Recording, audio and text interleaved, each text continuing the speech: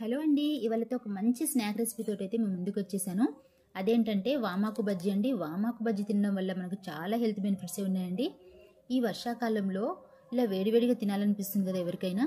అలాంటప్పుడు ఈ వామాకు బజ్జీ చేసుకొని తినడం వల్ల అయితే మనకు కోల్డ్ కాఫ్ రాకుండా అయితే మనము కాపాడుకోవచ్చండి. చిన్నపిల్లల నుంచి పెద్దవాళ్ళకు అయితే చాలా బాగా నచ్చుతుంది. ఇంకా లేట్ ఎందుకు, ప్రాసెస్ ఏంటో చూసిద్దాము. దీనికోసం అయితే నేను ఇక్కడ శనగపప్పు తీసుకున్నానండి. శనగపప్పును మిక్సీ జార్లో వేసుకొని ఫైన్ పౌడర్ లాగా అయితే మిక్సీ పట్టుకున్నాను. దాంట్లోకి అయితే ఒక 2 స్పూన్ బియ్యపిండి అయితే యాడ్ చేశానండి. ఇలా బియ్యపిండి యాడ్ చేసుకున్న తర్వాత మనకు టేస్ట్ తగినంత కారం, ఉప్పు, అదేవిధంగా కొంచెం పసుపు కూడా యాడ్ చేసుకున్నానండి.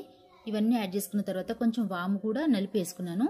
వాముతో పాటు తర్వాత కొన్ని వాటర్ యాడ్ చేసుకుంటే అయితే నేను ఈ కన్సిస్టెన్సీ వచ్చేంత వరకు అయితే కలుపుకోవాలండి. ఇలా కలుపుకున్న తర్వాత అయితే కొంచెం సోడా అయితే వేసాను, వంట సోడా. ఇలా వంట సోడా వేయడం వల్ల మనకు బాగా పొంగుతూ క్రంచిగా వస్తాయండి.